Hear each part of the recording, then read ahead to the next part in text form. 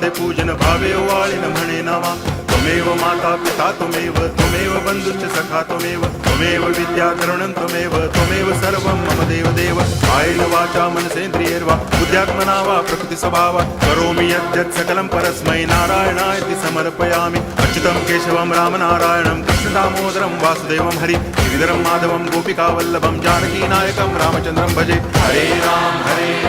Ram Ram